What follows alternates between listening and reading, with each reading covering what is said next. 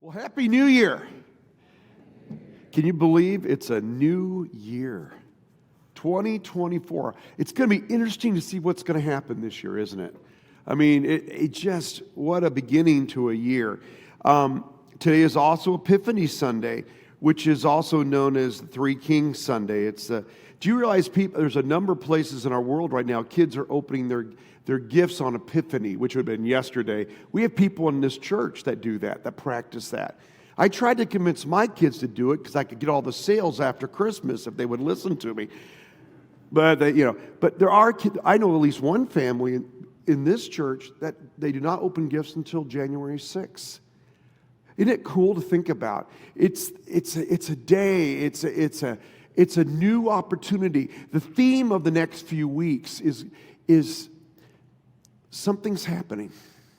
There's something exciting. There's something new. Watch what's going to happen. And we're joining Matthew again as we journey towards Jerusalem. We are joining in with Jesus and the disciples as they turn for the last time towards Jerusalem. Jesus knows he is about 6 months. That's all he's got left with his disciples.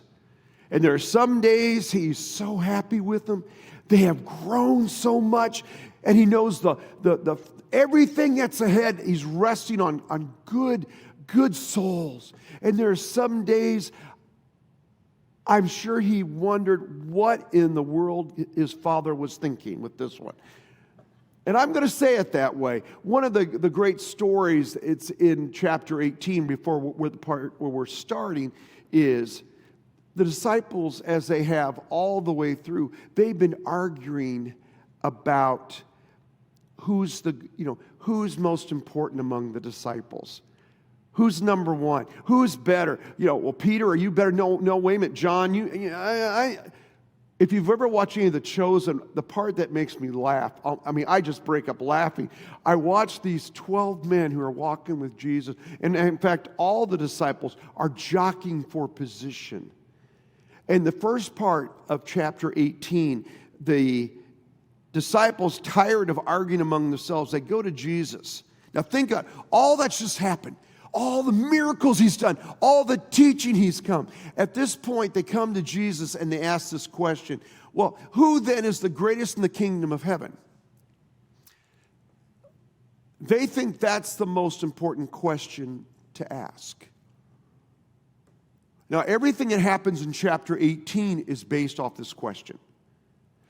At this point, Jesus then calls a little child to him and says, well, let me tell you, in our world, we do arithmetic like this. I want to be number one. And if I can't be number one, I want to know who is number one. Does that make sense? We tabulate our world by number ones. Who's first? Isn't Michigan playing somebody else, Washington, sometime soon, to be number one, right? Did I hear that? Purdue even won, right? No, was it IU that won this weekend? I'm going to get ornery. Look, we all look at those number ones. I want to know I worked for Southwestern Bell. I was hired in to do marketing. I had months of training to do that. And the number one thing they told me in marketing, when you go and make a call, because I had a large area, I had the whole western part of Oklahoma, from Oklahoma City West. They said the first thing you've got to do, you've got to determine who can sign the contract. Who has the authority? Who's the number one person whose name you got to know? What you have to understand is I may have 8 people to reach that person, but you got to know who's number one in that business you're working with. And that would be a question I would be asked. At that business, who's the contact person? Who's the one that you got to know? That's our arithmetic. Who's first? Who's number one? Who's the leader? And Jesus is going to present a different kind of arithmetic here. God's arithmetic. It's about one, yeah, but in God's arithmetic, each one has value. Each one has eternal worth. And we can go on the next slide, Jeff. What he does, he brings this little child in and says, truly I tell you, unless you change and become like little children, you'll never enter the kingdom of heaven. Basically saying, you have asked the wrong question, boys.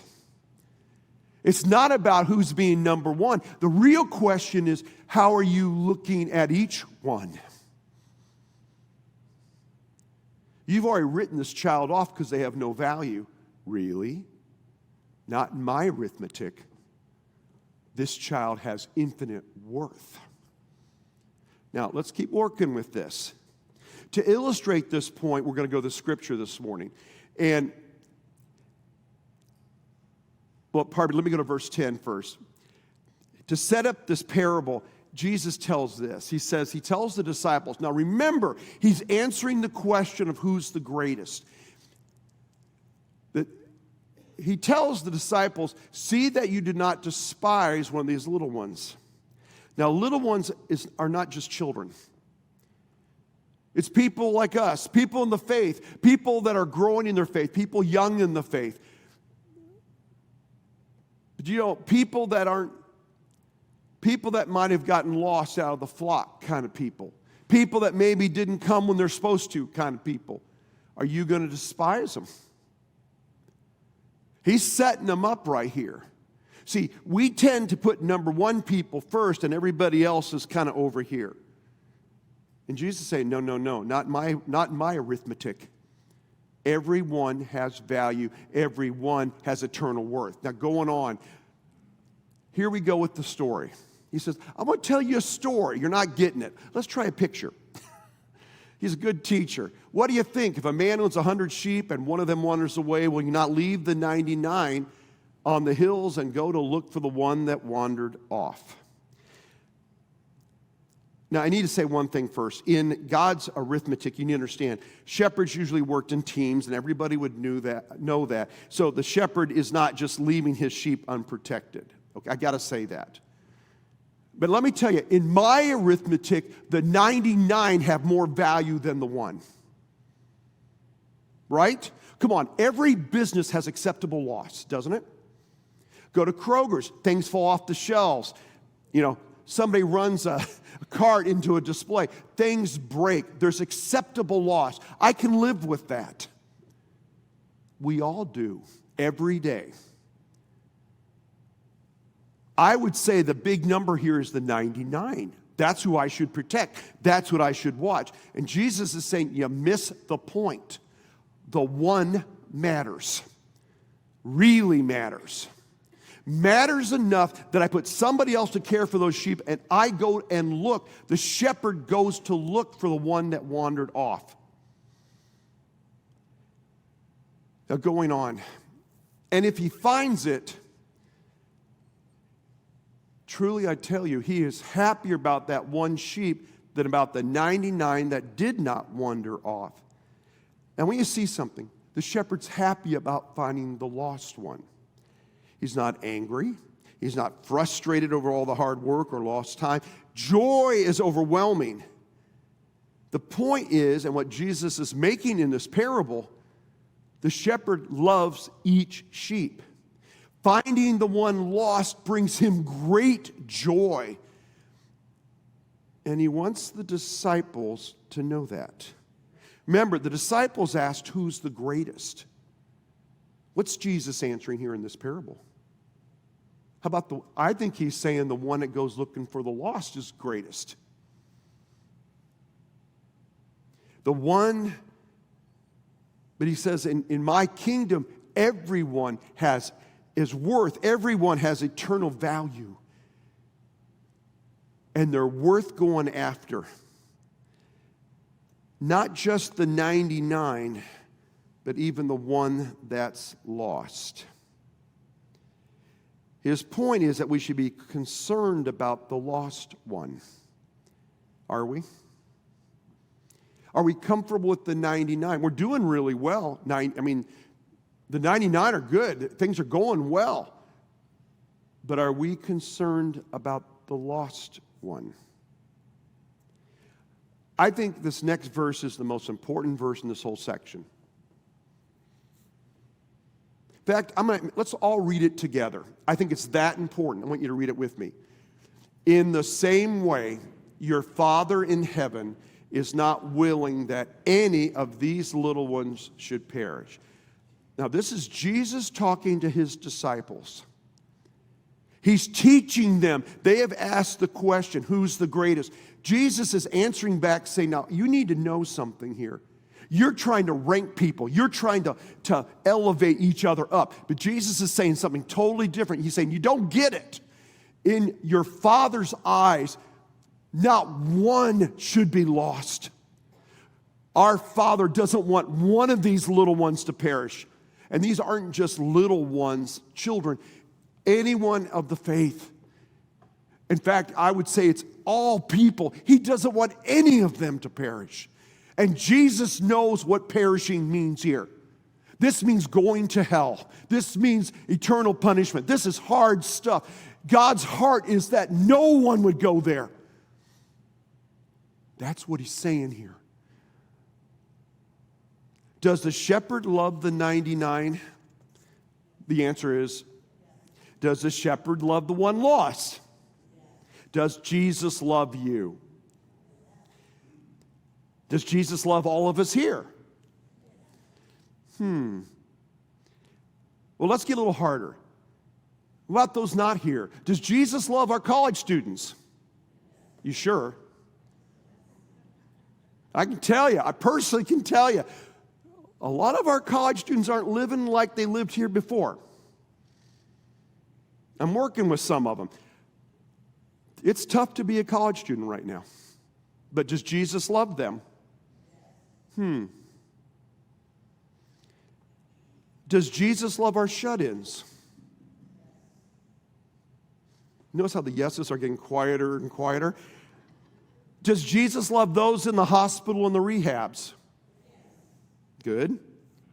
Does he love those who are traveling today? How about those wintering? Hi, you guys. You're wintering in Florida, Arizona, California. Does Jesus really love them?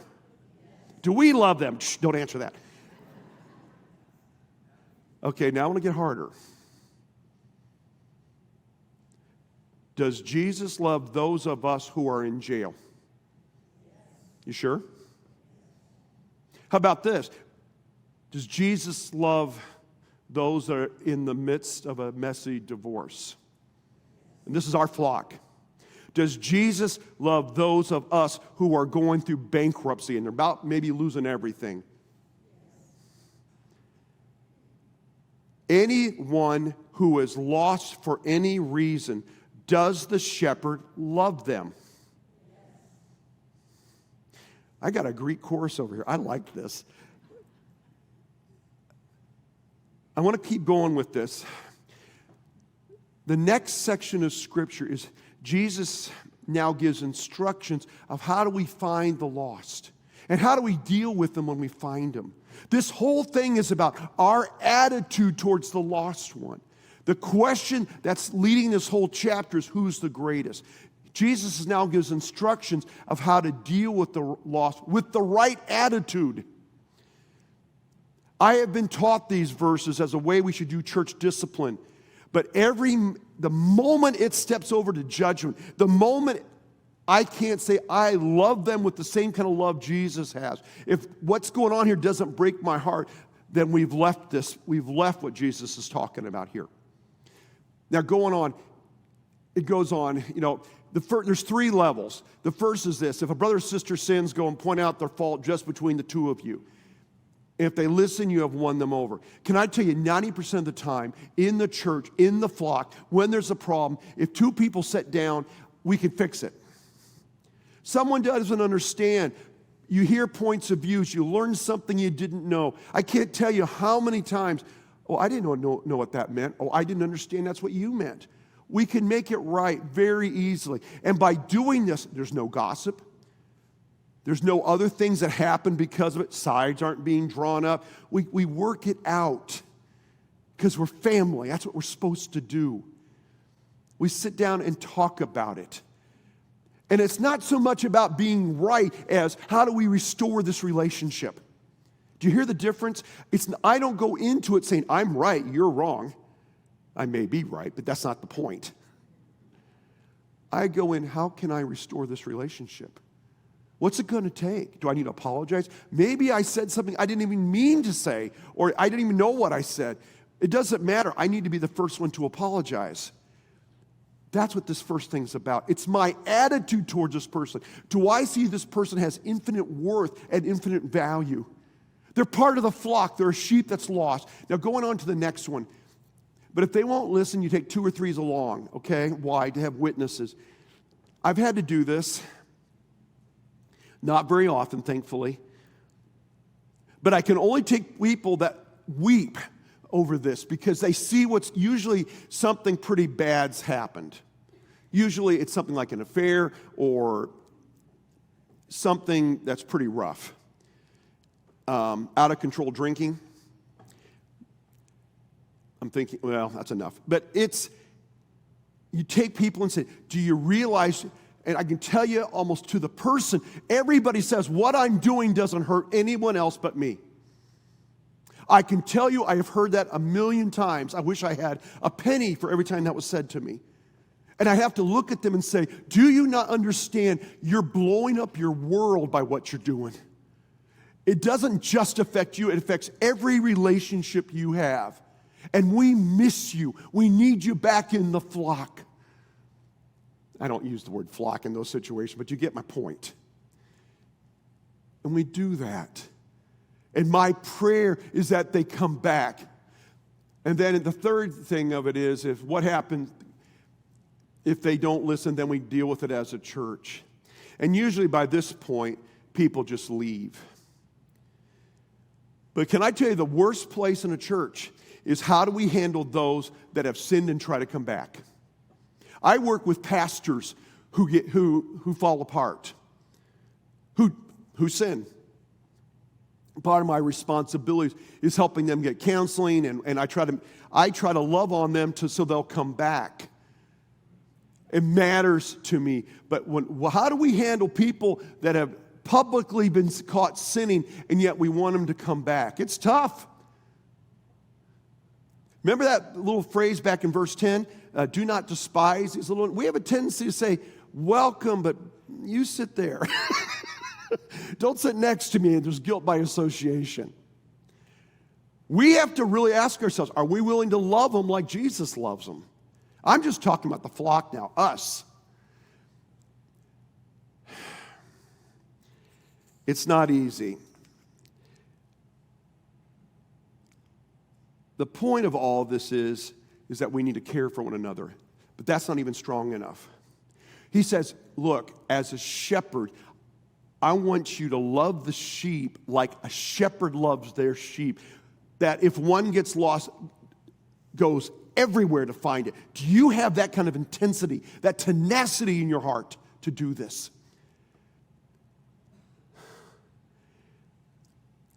But we're more than just sheep, too.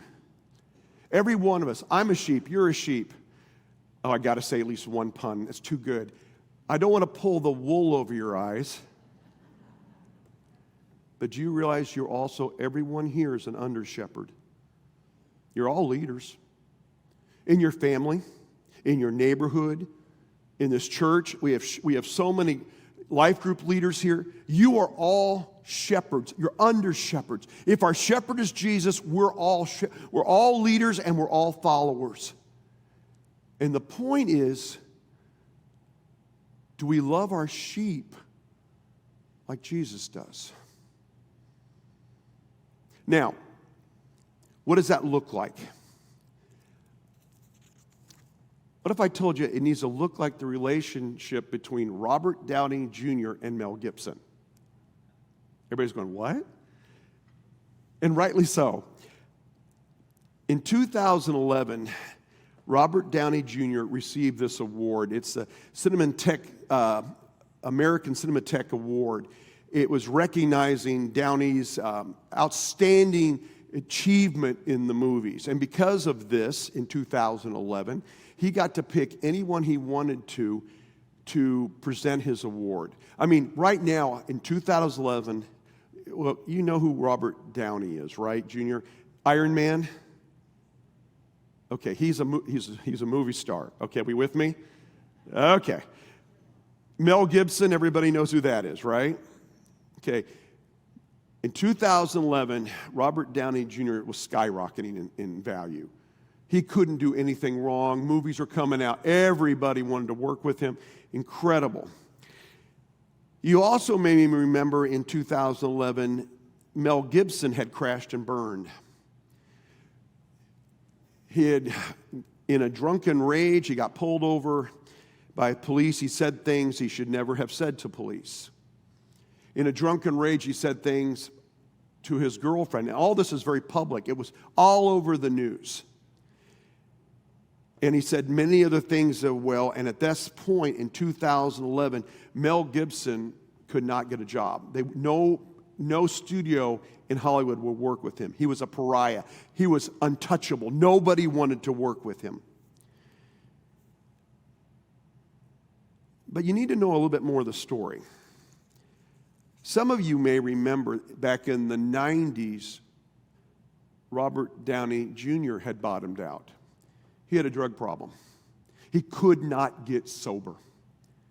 Nothing worked. Rehab, nothing was working, and nobody would work with him. One of the few people that reached into his life was a guy named Mel Gibson. He provided him with work, helped him to pay for his house, and bought his insurance. And he helped Robert Downey Jr. get back on his feet. Now, normally when you get an award like this, you usually talk about yourself and all you've done and all that you've learned. It's all about me. And in Hollywood, it's really all about me, right? I want to read just a little bitty bit of his speech. And you can read the whole thing. You can watch it. It's on YouTube. I want you to listen to what he says. I asked Mel Gibson to present this award to me for a reason. Because when I couldn't get sober, he told me not to give up. And he urged me to find my faith. It didn't have to be his or anyone else's as long as it was rooted in forgiveness. And I couldn't get hired, so he cast me as lead of a movie that was actually developed for him. And that movie was Air America. And he kept a roof over my head, and he kept food on my table. And most importantly, he said that if I acted responsibly for my wrongdoings, and if I embraced that part of my soul that was ugly, he called it hugging the cactus. He said if I had hugged the cactus long enough, I might become a man of some humility, and that my life would take on new meaning.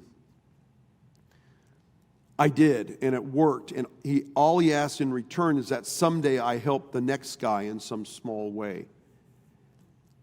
It's reasonable to assume, this is still Downey speaking, Mel Gibson did not imagine the next guy would be him, or that someday would be tonight. So anyway, on this special occasion, I only ask you to join me unless you're completely without sin, in which case you picked the wrong industry. And forgiving my friends his... he actually said this aloud. And forgiving my friend his trespasses, offering him the same clean slate you have me, and allowing him to continue his great and ongoing contribution to our collective art without shame.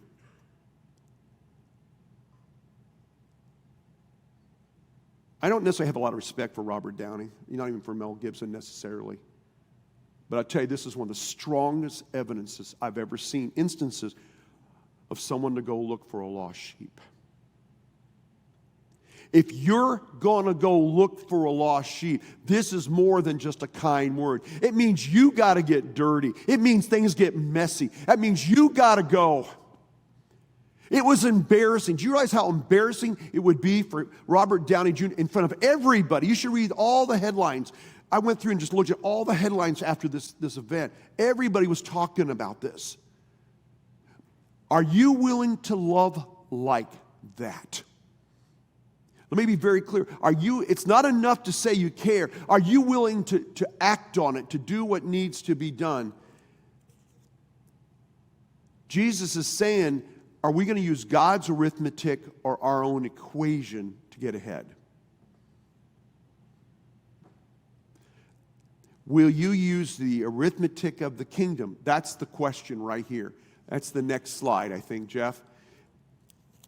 Bottom line of this is I want us to make a commitment for this year. that we're going to work with new math. Our new math is real simple. 1 is the number we have to know. That means every person that in our flock, we are going to love like this. Not just your life group. We're going to love half our churches in life groups, roughly. There's a lot who are not. That means every single person we're going to love like that. But it's not enough. I'm not just speaking to me or even just to the staff here. It's us. And this is just within our body here. Are we willing as a flock, as a body of Christ, to love like this? That's what's going to take. We have grown every year for the last few years. It's amazing to me with COVID and everything else we've gone through. We're still growing. But that's not the point. The point is, if you want to grow, this is what we've got to do. We got to love like this. People, when they see this, know there's a difference. And so what do we do with it? The arithmetic of the kingdom means 1 matters to God. There's no acceptable losses here.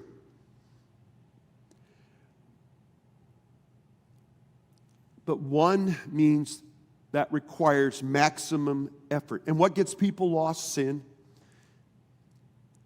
I'm not saying we become easy on sin. In fact, just the opposite. We have to love stronger than we've ever had to love. People need to know they're loved. They may disagree with us completely, but they know they're loved.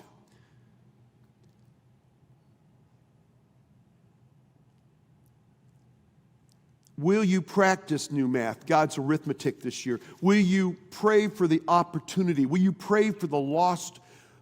Not even just the flock, but around you there are lost, all around you. Will you pray for them and see which one or who you should talk to? But here's the question I really want you to think about. Will you use the arithmetic of the kingdom this year? It's not about being number one. It's not about being first. It's not about being... Are you willing to say, everyone has value? Everyone has eternal worth. Do you realize when we were lost what Jesus did for us? He came to earth. He came to us. He left the comfort of his kingdom to come to us. What did it cost him? It cost him his body, which was broken for us. In the same way, it cost him his blood.